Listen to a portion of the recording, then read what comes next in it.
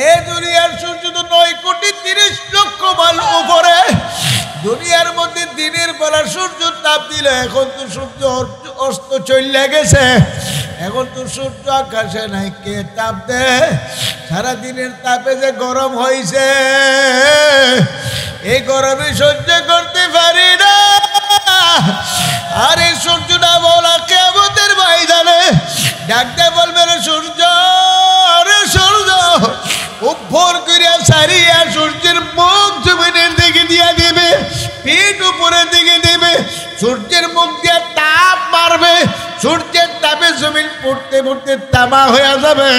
নাফরমান গুনাহগারের মাথার তালুটা ঠাস ঠাস করে ফাটিয়া যাইবে, ভাতের মারেন নেই, মগজ বক বক করে উত্তাতে পারবে।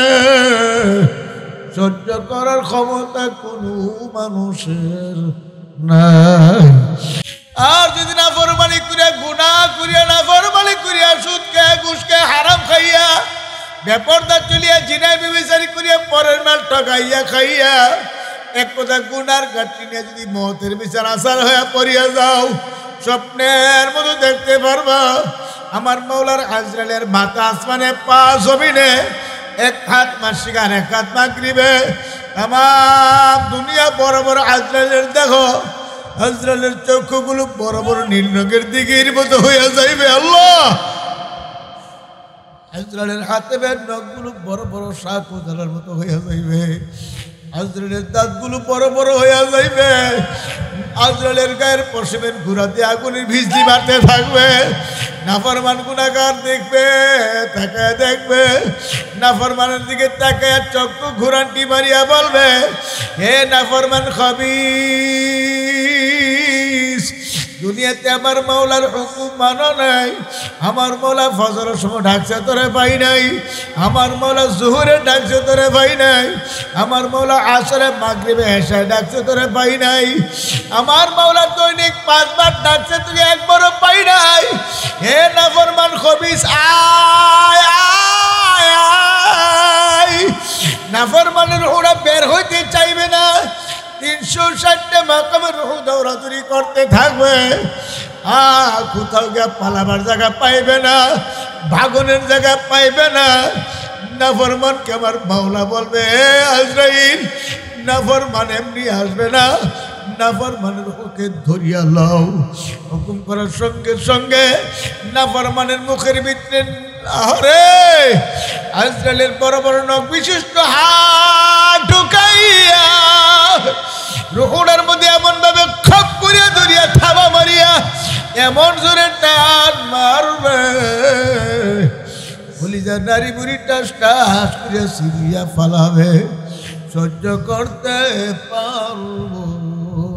না। আল্লাহ, গেছিলাম রূপগঞ্জ মাহফিলে, বয়ানের আগে মসজিদে বসা রয়েছি, একজন মুজাহিদ আমার পাশে বসে হুজুর বলে, হুজুর আমার জীবনে আমি কত লাশ গোসল করাইছি, লাশ গোসল করে দেয় এমন ভয় পাইছি। আমি বললাম কি হুজুর? গোসল করতে যে দেখি তার পায়খানা রাস্তা দিয়ে ঝুপ ঝুপ করে কলিজার টুকরা বের হয়ে আছে। হুজুর একটা না দুইটা না, পুরা কলিজাটা যেন বাইর হয়ে গেছে। আল্লাহ, হুজুর কি করব? দেরি হইতেছে, লোকের বলাতে দেরি হয় কেন? হুজুর বের হইতেছে, বন্ধ হই না, ময়লা বাইর হয়, কলিজার টুকরা বাইর হয়। তখন কিছু দিয়ে ডিফা দিয়া কাপড় পরাইয়া দিলাম। হুজুর এমন তো কোনোদিন কোনো লাশ দেখি না। আমি বললাম, বুঝেন না, মাওলার আজরাইলের গুসা করিয়া রাগ করিয়া রুহের মধ্যে থাবা মারছে, থাবা দিয়া টান মারছে, কলিজা টাস ঠাস করে ছিড়িয়া গেছে। বাবা, এই ছিড়া টুকরা পায়খানা রাস্তা দিয়ে বাহির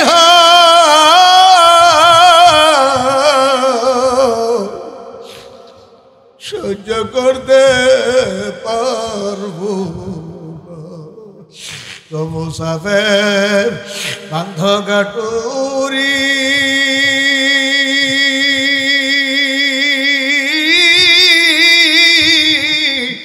বহু দূরে ঠিকানা आज भी जाना कल भी जाना कबर आखिर ठिकाना एक कबर যাত্রীরা মুসাফিরের দলেরা কি নিয়ে কবরে রওনা করছো এ মা বোনেরা কি নিয়ে কবরে রওনা করছে আল্লাহ আল্লাহ আখরে এক বান্দি দুনিয়া থেকে বিদায় হয়ে গেল তাকে মহিলারা গোসল করে কাপড় পরাইয়া এখন বিদায় করিয়া দিবে লোকেরা বলতেছে ছোট ছোট বাচ্চাদেরকে একটু দেখায়া দাও বাচ্চাদেরকে আর একটা মেয়ে একটা ছেলে মেয়েটা ৫-৭ বছর বয়স হইবে মেয়েটা যখন মা লাশের কিনে আনলো মেয়েটা সে মার গলায় ধরে চিৎকার মারলো মা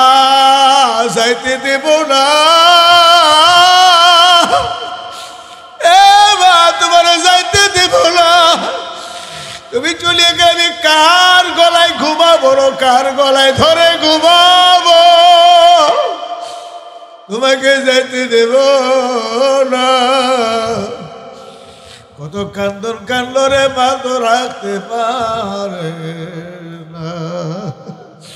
সাথে নাই রে বাতি নাই রে কবর বন্ধ নাই রে বন্ধব নাই রে কবরে খবর তেমন এক নির্জন খবর বারবার ডাকে আনা বাইতুল আদামি একাকির ঘর আনা বাইতুল জুলমা আমি অন্ধকার ঘর যারা আমার গর্বে আসতে আসো ইমান আমলের সাথে আর বাতিনি আমার গর্বে এসো যদি ইমান আমলের সাথে আর বাতিনি আসতে পারো আমি কবর তোমার জন্য জান্নাতের বাগিচা হয়ে যাব সুবহানাল্লাহ তোমার গায়ে জান্নাতের পোশাক পরায়া দেব যদি ইমান আমলের সাথে আর বাতিনি আসতে না পারো গুনাহ নিয়ে যদি আমার গর্বে আসো আল্লাহর হাবিব দেখাইছে উম্মতেরা হে সাহাবারা কবর মাটি এমন যদি চাপ মারবে এক পাজরে হাঁটে আর এক পাজরে কটপট করে ঢুকে ফালাইবে সহ্য করতে পারব না আল্লাহ এমন ঘর কবর এমন এক জায়গা আমি মাওলার কবরে কি নিয়ে রওনা করলাম একটু মনে রে বোঝানো রে মান আল্লাহ আল্লাহ আজকে বাড়ির মহিলা চলে গেল সন্তানগুলো এতিম কইরা আল্লাহ একদিন আমারও যাওয়া লাগবে আপনারও যাওয়া লাগবে তবে কি নিয়ে রওনা করলাম এখন আমার মাওলার দরবারে কান্দ চোখের পানি সারো আর কান্দ আমার মাওলা তো বান্দা বান্দির কান্না সহ্য করতে পারে না আল্লাহর হাবিব বলে মাম্বাকা মিন খাশিয়াতিল্লাহি হারামাল্লাহু তিলকাল আইনা আলান নার এই উম্মত আমার মাওলার ভয়ে জাহান্নামের ভয়ে চোখের পানি সারবে তার চোখের জন্য মাওলা জাহান্নামের আগুন হারাম করিয়া দিবে আমার আপনার চোখে পানি নাই দিলটা পাথর বড় শক্ত হয়ে গেছে এই শক্ত পাথরিয়া দিন নরম করার জন্য বেশি বেশি মাওলার জিকির লাগবে আমার শাইখ বলতে বাজার যদি আমার মাওলার ডাকার মতো ডাকতে পারো কলমের মধ্যে মাওলার জিকিরে জরব লাগাতে পারো তোমার দিল মাওলা মুখী না হইয়া পারবে না আজ মাওলার ডাকব ডাকার মতো ডাকব আমার মাওলা ডাকে জবাব না দিয়া পারবে না আজকে বলে হুজুর আরে গরম সহ্য করতে পারি না মায়েরা গরমের কারণে আসে নাই মাহফিলে বাজান ঘরের ভিতরে যাইবে বিদ্যুৎ না থাকলে কি গরম পাখা চলে না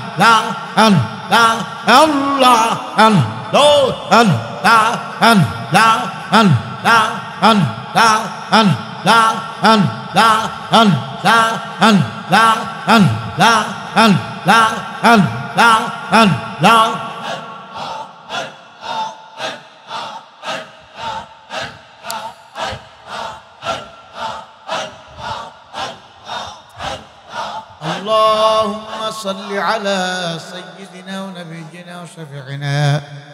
وحبيبنا ومولانا محمد